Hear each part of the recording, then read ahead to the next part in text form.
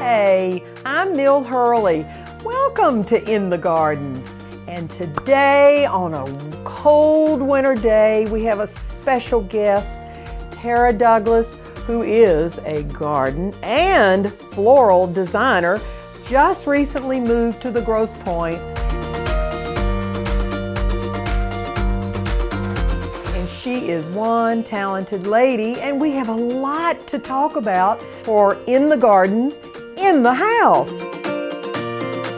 She's got so much to show us and teach us, so come on y'all, let's go in the gardens. Tara, tell me about your childhood, because you're new to Grosse Pointe and to Michigan. You've just moved here recently. And so where did you come from? Brooklyn, New York.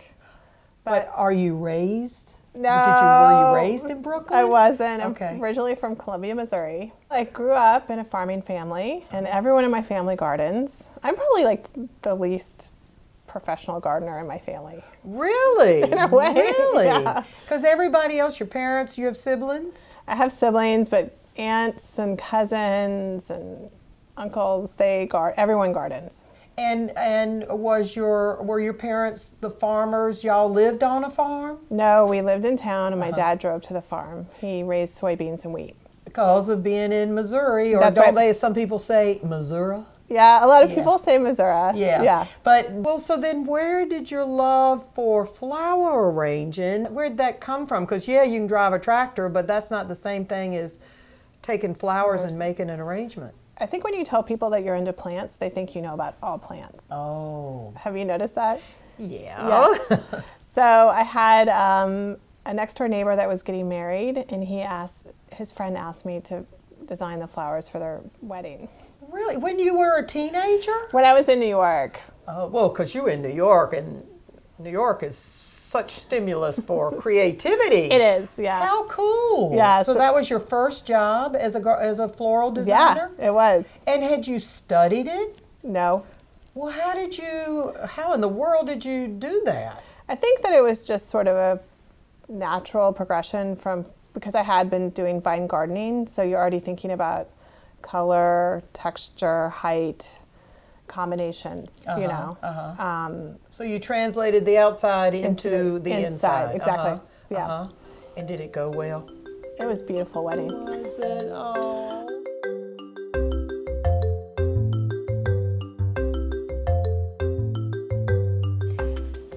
This is an Amaryllis plant. Something you've had? This one I started last year.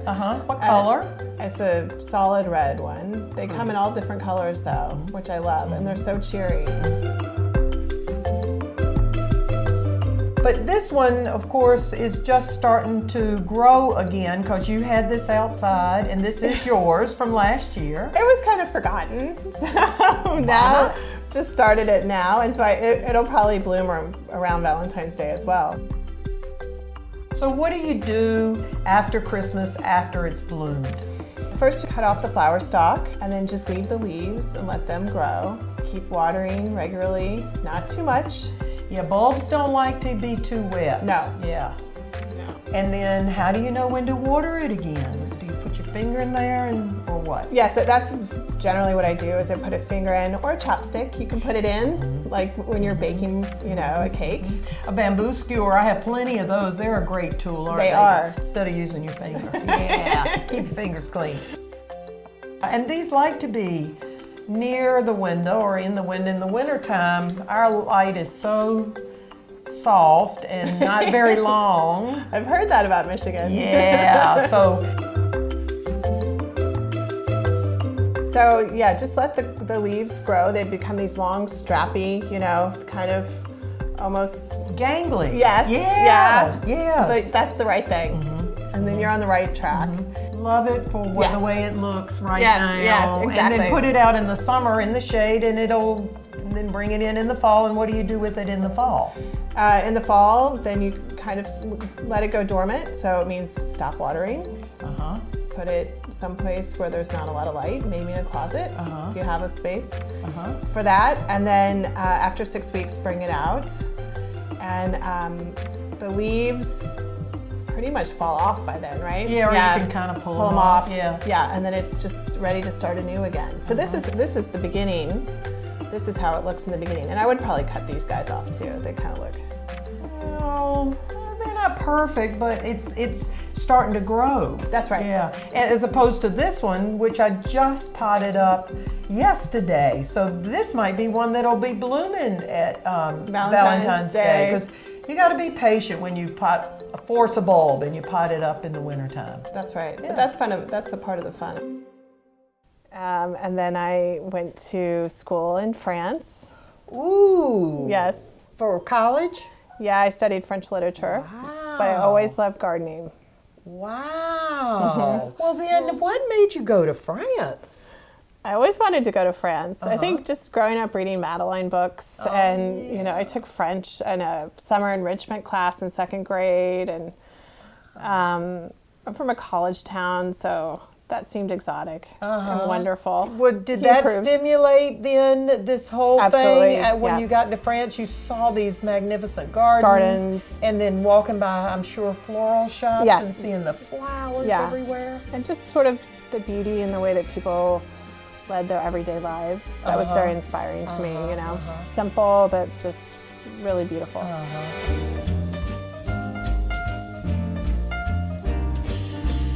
Alrighty, it's January. It's really gray outside. We have our houseplants. They might be kind of droopy like we are, right? Totally. Missing the sunshine. Yes. And you have some of your houseplants you brought. I did. What have you got here? How do we take care of them in the wintertime? So this is a variegated snake plant, also known as mother-in-law's tongue. This one it loves low light, which is why I like it. But sometimes it gets these sort of bent tips and maybe dry on the end too? Dry on the end, totally. And but in the winter you don't want to water your plants too much.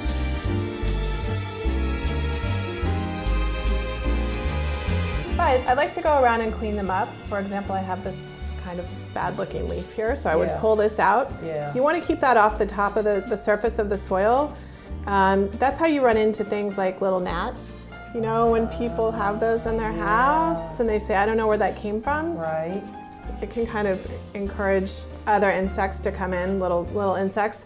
And then I also like to do things where I sort of like fuss with the soil a little bit on the surface, just to add a little air and see if there is anything that's growing there that shouldn't be. That kind of kills it. Oh, really? Stirring up the soil a little bit. Just a little bit, with your hands, just to see. Sometimes this is a variegated spider plant. I love anything variegated because it adds a little light in any corner, right? Yeah. This one's also great because it purifies the air. And this, I'm just pulling off these sort of dead pieces here. These this one. Yeah, would you pull that whole leaf or would you just clip the end of the leaf? Well, you know, with my background in fine gardening, I don't like to see anything that doesn't look good. Oh, okay then, so you would clip that off. Okay. All the way to the back. Okay, and you know what, Tara, isn't that true about a lot of things? You would clip that off. If it was my plant, I'd probably maybe just trim the end, or maybe not even do that. I just know. let it be. Let it be. So if you're not having to cut the whole plant in January because it's not doing well, then you can do a little bit of finagling with it. That's the whole point. Whatever works. That you like. You just turn it to the side that you like best. There you go. Hide the rest. Move it around. Yeah. This is such a cool plant. Is this one of your pots? It is. How cool, because you are a potter among all your many talents. And then what is this crazy plant? They call it a zigzag plant. And I started this from a cutting. Yeah. Do you see these sort of aerial roots here? Oh yeah, these little fine things that are here, yeah. So I just put those in water. I made a cutting and put it in water and it rooted in. Wait, so you mean you could cut this little baby leaf away from the mother plant and stick this in a glass of water? Yes. And it'll root itself? You could even do this in the wintertime? I think so. Yeah, I think it's from last winter actually. Cool. All right. And then, It keeps growing. It just keeps growing, and it sort of is willy-nilly the way that it grows out, which I just love. It's because it's very flat here, right? Right. But this is like a 3D Cool. sort of extension. Yeah. you know? It does have. It's not all flat. Yeah. No. It does have some interesting ways that it grows, and it'll just keep getting longer and longer. Yes, I think so. I hope that it, I'm thinking that there's some sort of dormant nodes along the way that maybe maybe something will come out here. Yeah, just like what you have here. Right. Or this one will start going in. Yeah. And then what do you do about watering this? This one I water maybe once every 2 weeks, very infrequently. When you have a thick leaf like this, that That's right. kind of is an indication That's that right. don't water it so much. Absolutely. 'Cause it's what we would call a succulent. Yes. So I put that definitely in east-facing window. Okay. And it can, All right. and it doesn't get sunburned. I mean, that's the Pretty tolerant. issue with some of these other Yeah. plants is they can get sunburned. Yeah, they'll have brown spots on the leaves. That's yeah. right. Okay. All right. Hey, like brown spots we get on our skin That's when we've right. had too much sun. Freckles, yes. Just like I plants. I have a lot of those. Cool. Well, that'll be fun to do. Thanks, Tara.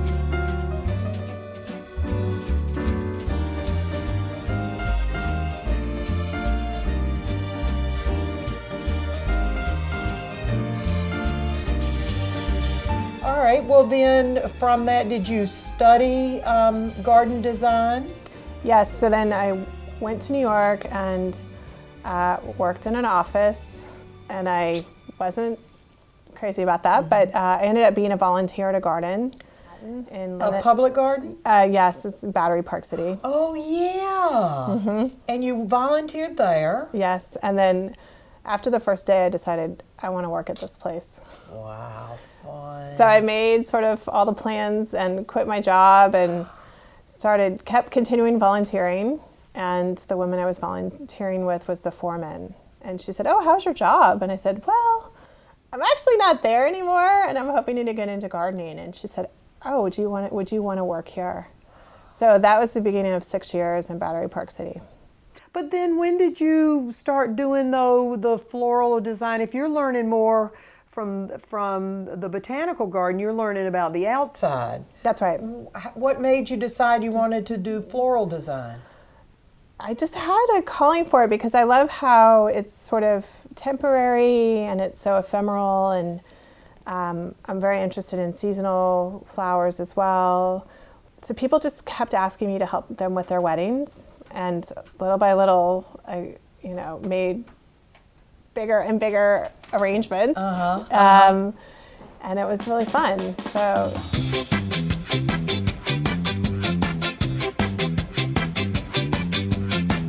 Well, you brought in lots of flowers. What have you got? I had this Ultramaria in a number of different colors, and then I brought these carnations too. Greenery that we forged from your garden. Yeah. This is good. How about some boxwood? Yes. All right. So the way that I like to start with this is preparing the flowers. Take off all the lower leaves, and then you make a diagonal cut and put it in the water. Okay, so this is the next part. A florist trick is to put Scotch tape. I didn't realize you could use Scotch tape. I thought I had to go buy that florist tape. It needs to be taut. Also, don't put it too far down because you want it to be invisible. Oh. Let's just do a couple more because this looks pretty good. Okay, so here we are with our grid. Let's put in a little water. So then we just start putting some greenery in. Oh, and I also put this on a Lazy Susan, so you can turn it around. If this is a foyer piece, you want it to look good on both sides. Boy, that tape really does hold up. So far, so good. So like when we're doing wedding centerpieces, our rule is always like this. You want to be able to see over. I can't see you. That's right. You need to think of these things. Okay, so the first flower, there's always a little stress there. Yeah. Who's going in first? And then how tall is it going to be? Yeah, I'm gonna try. Let's So I'm just gonna keep adding in a few low pieces and fill in. I really wanna use this yellow, but I'm not sure yet. Not sure. I love how these colors go together. Oh, that is so cheery. So I'll add a few more of these. I need something that's kind of droopy. I feel like we're getting pretty close. Yeah.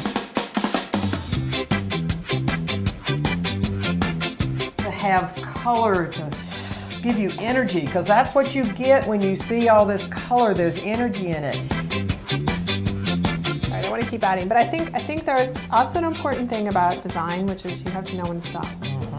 That's hard.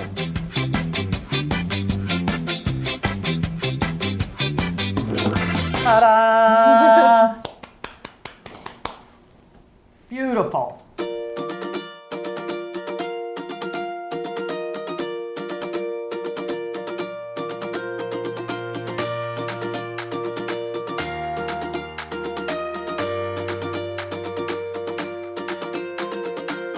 What's your favorite part to do with your work?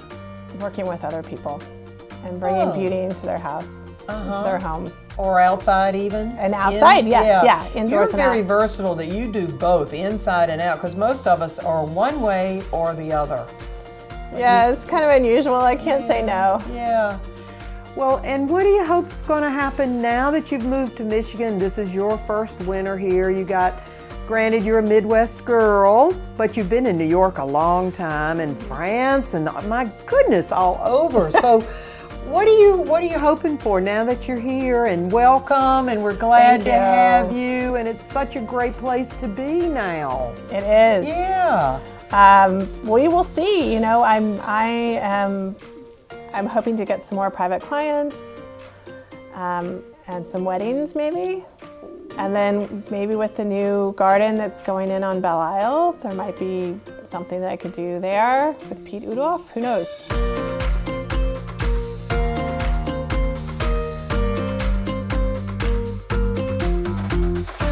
Well, that's going to be fun, and there's just a world waiting for you, a Michigan world, a Grosse Pointe world, and I'm so glad you're here. Thank you. And this has been fun to play with the flowers today on a winter's day, and I know you are like me. You want people to just go do it and don't be fearful. Just enjoy. Yeah. Well, thank you for that. You are welcome. It's been fun. It's been great. fun. Yeah. Thank you so much. You're welcome.